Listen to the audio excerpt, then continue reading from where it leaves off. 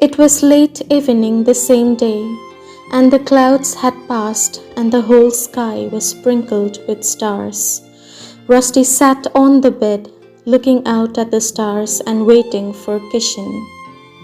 Presently, bare feet sounded on the stone floor, and Rusty could make out the sharp lines of Kishen's body against the faint moon in the doorway. "Why do you creep in like a ghost?" whispered Rusty, "so as not to wake you. It's still early. Where have you been? I was looking for you." "Oh, just walking." Kishen sat down beside Rusty, facing the same way, the stars. The moonlight ran over their feet, but their faces were in darkness. "Rusty," said Kishen. "Yes." "I don't want to go to Haridwar."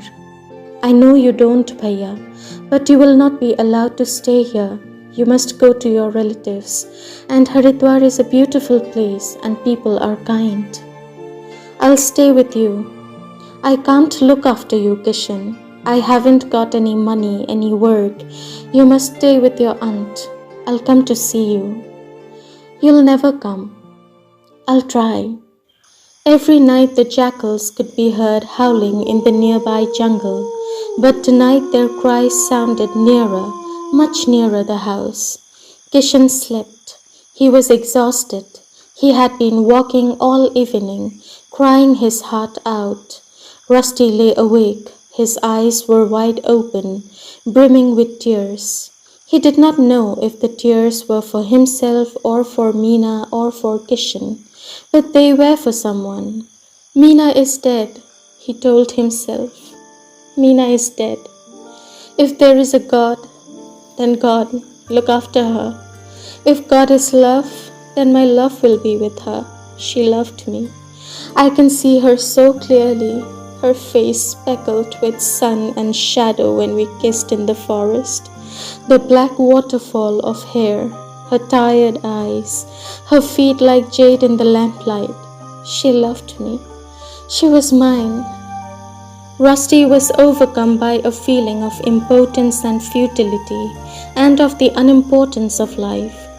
Every moment, he told himself, every moment someone is born and someone dies. You can count them, 1, 2, 3, a birth and a death for every moment.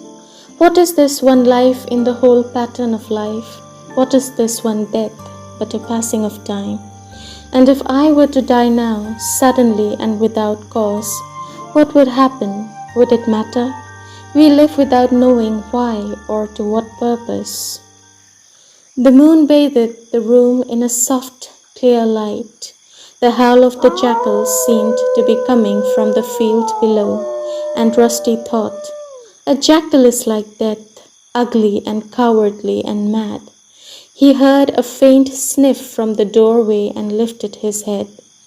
In the doorway, a dark silhouette against the moonlight, stood the lean, craving form of a jackal, its eyes glittering balefully.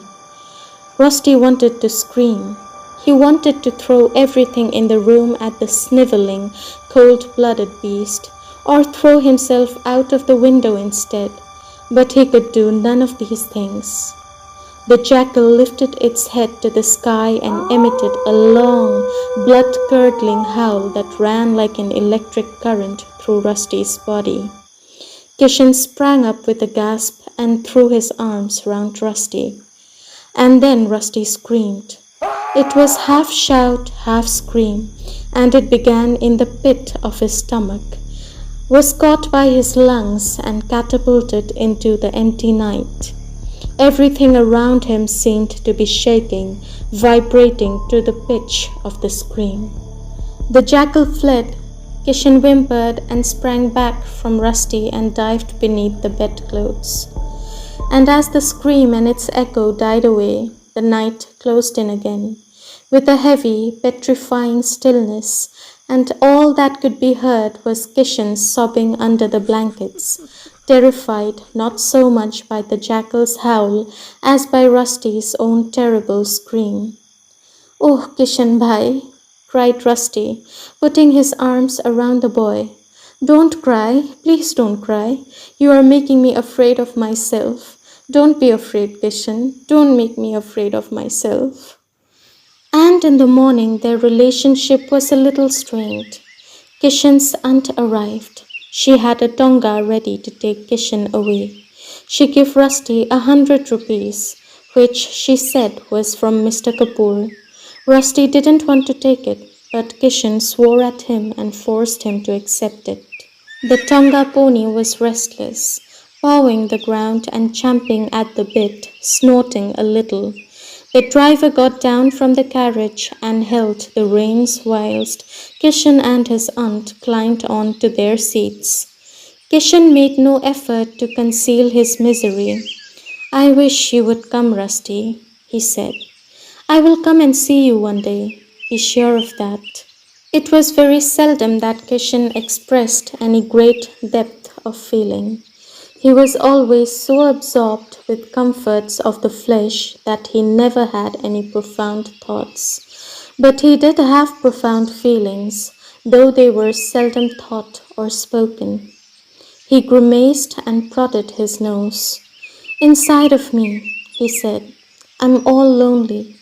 The driver cracked his whip, the horse snorted, the wheels creaked, and the tonga moved forward. The carriage bumped up in the ditch, and it looked as though everyone would be thrown out. But it bumped down again without falling apart, and Kishen and his aunt were still in their seats. The driver jingled his bell, and the tonga turned on to the main road that led to the station. The horses' hoofs clip-clopped, and the carriage wheels squeaked and rattled. Rusty waved. Kishen sat stiff and upright, clenching the ends of his shirt. Rusty felt afraid for Kishen, who seemed to be sitting on his own, apart from his aunt, as though he disowned or did not know her. It seemed as though he were being borne away to some strange, friendless world, where no one would know or care for him. And, though Rusty knew Kishen to be wild and independent, he felt afraid for him. The driver called to the horse, and the tonga went round the bend in the road and was lost to sight. Rusty stood at the gate, staring down the empty road. He thought, "I'll go back to my room and time will run on and things will happen, but this will not happen again. There will still be sun and litchis, and there will be other friends, but there will be no Meena and no Kishen, for our lives have drifted apart. Kishen and I have been going down the river together, but I have been caught in the reeds and he has been swept onwards. And if I do catch up with him, it will not be the same. It might be sad. Kishen has gone, and part of my life has gone with him, and inside of me, I'm all lonely."